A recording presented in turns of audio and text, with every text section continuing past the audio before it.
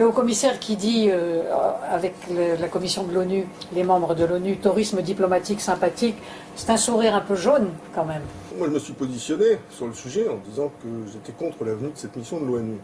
Pourquoi? C'est pas n'importe quel membre. Non, mais c'est le comité de décolonisation. C'est le comité de décolonisation.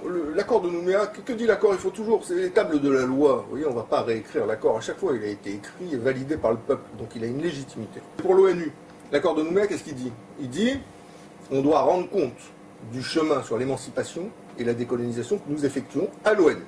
Point final. Point final. Et en tant que président du gouvernement, je suis allé à 2 reprises devant l'ONU, le comité des 24 et l'Assemblée générale pour faire le point sur ce chemin que nous avons parcouru. Là, en l'espèce, c'est pas la même chose. C'est une commission de l'ONU qui vient vérifier si on révise correctement les listes électorales. C'est un désaveu pour les magistrats français. Composé du Sierra Leone et d'autres pays dont la tradition démocratique ne me semble pas totalement établie. Donc on vient de nous contrôler, quand on va contrôler les élections en Afrique. Non, là, il y a des limites qui ont été dépassées. Alors le gouvernement de la République, et je l'ai dit à Jean-Marc Ayrault, nous dit oui, mais c'est pas une mission de contrôle, c'est une mission d'information.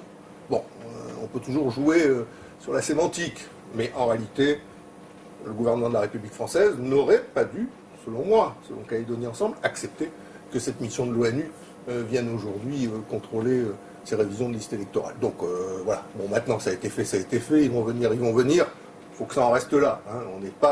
On n'a pas vocation, nous, sur le territoire de la République française, alors qu'il y a des commissions de révision présidées par des magistrats dans lesquelles il y a des électeurs, à se faire contrôler par une organisation internationale avec un certain nombre de pays qui ont une tradition démocratique qui, comme je l'ai dit, n'est pas totalement établie.